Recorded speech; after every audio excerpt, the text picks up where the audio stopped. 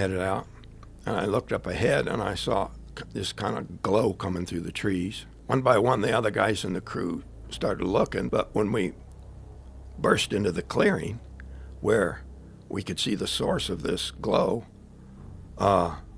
it was just, whoa, you know? I mean, it was just mind-blowing instantly.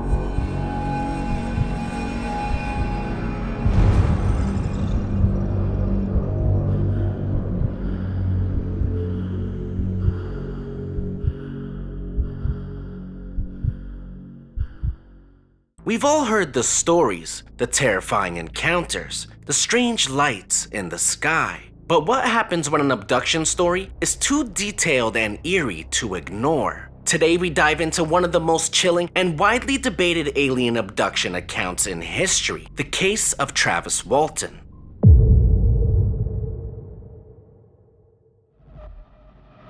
It was November 5th, 1975. A group of 7 loggers were working in the Apache-Sitgreaves National Forest in Arizona. Among them was 22-year-old Travis Walton, a young man with a bright future ahead of him. The men had just finished their work for the day when something strange happened. Something that would change their lives forever. As they made their way home, a bright light appeared in the sky. At first, they thought it was a helicopter or something else. But what they saw next was beyond anything they could have ever imagined. The light grew larger and brighter, almost blinding. It hovered above them, casting an eerie glow over the trees. Travis Walton, curious and fearless, decided to get out of the truck and take a closer look.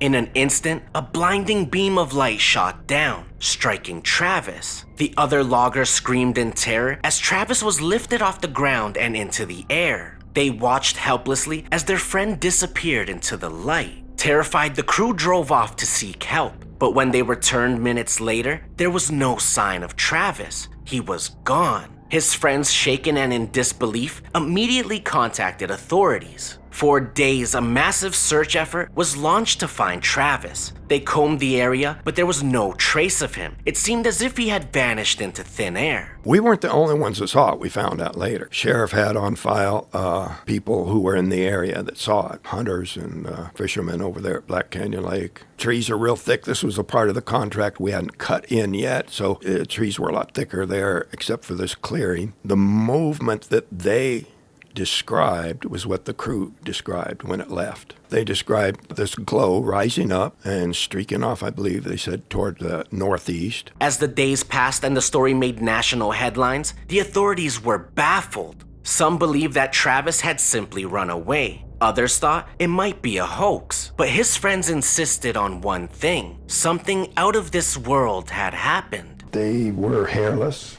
small, huge eyes, and they just kept staring at me. They were kind of a grayish white. They were only like 3 or 4 feet tall. They were wearing orangish brown coveralls. I was planning on fighting my way past them because the only door was on the other side of them. But they just suddenly turned and...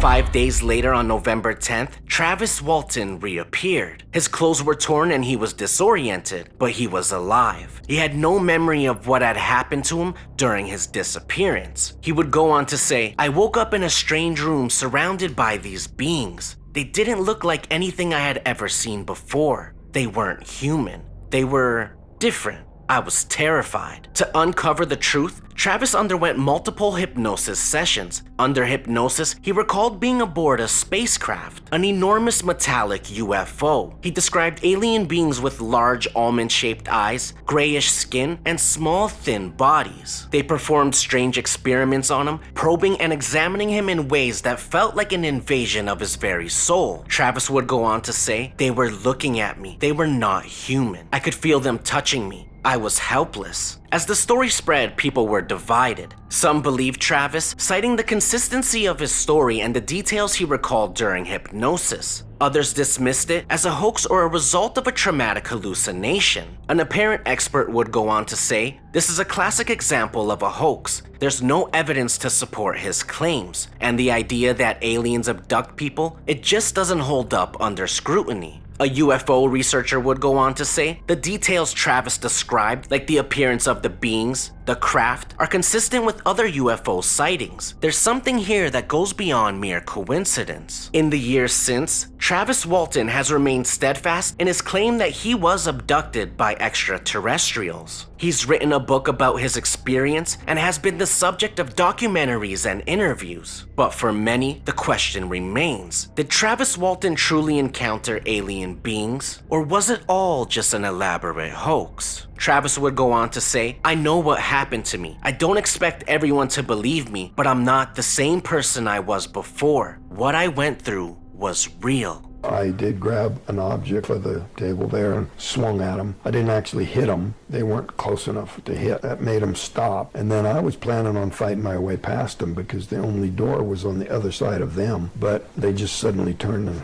it was pretty claustrophobic. It was pretty small. It was just a little circular. It was really cramped. Adding to that effect was the fact that I couldn't get enough air to breathe. Felt like I was continually starving for air. I was afraid they'd come back. They had gone to the right, so I went to the left. I was just blindly trying to find a way out. I just thought, if I can open a door, I can drop to the ground, I'll be back in the woods. That probably wasn't the case, but that's what I was thinking in my panic. To this day, the Travis Walton abduction remains one of the most puzzling and debated UFO encounters in history. Whether you believe in alien encounters or not, Travis' story has left a lasting mark on the world of UFO research. It's a chilling reminder that the unknown may be closer than we think. What do you think? Was Travis Walton really abducted? Let me know down below in the comments. If you enjoyed this video, don't forget to like, subscribe, and hit that bell for more tales of the strange and unexplained.